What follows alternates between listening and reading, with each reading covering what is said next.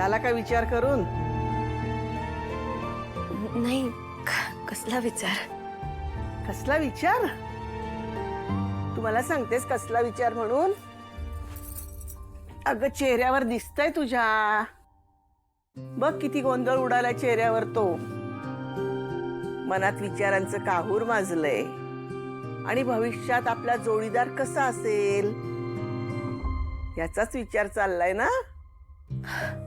तुला कसं कळलं? अगं मी सुद्धा बाईच आहे.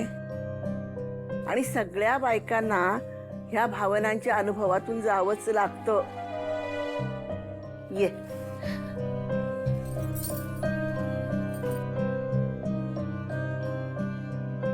तारिणी, तुमचं लग्न जरी झालेलं असलं ना तरी सप्तपदीच्या वेळेला प्रत्येक मुलीच्या मनात धाकधूक असतेच.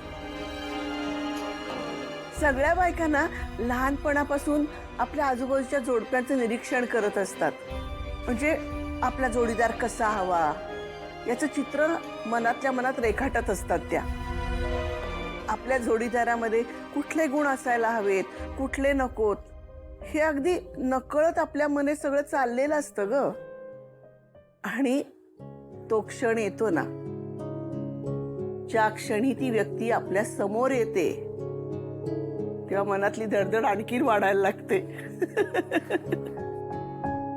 एखाद्या अनोळखी माणसाशी मैत्री होणं, त्याच्या प्रेमात पडणं, याच्यामध्ये ना आपण स्वतःलाच विसरून जातो.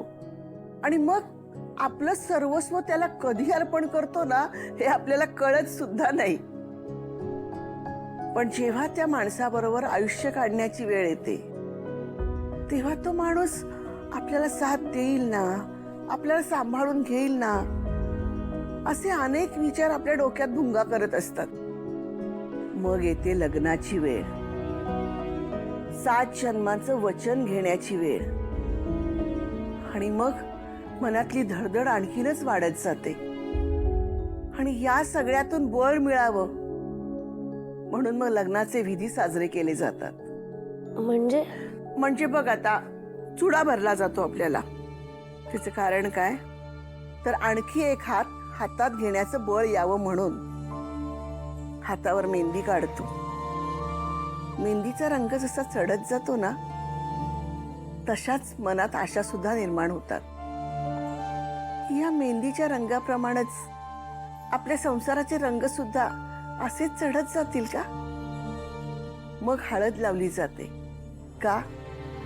तर तुमच्यातला अल्लडपणा जाऊन बाईपणाचं सौंदर्य खुलावं म्हणून.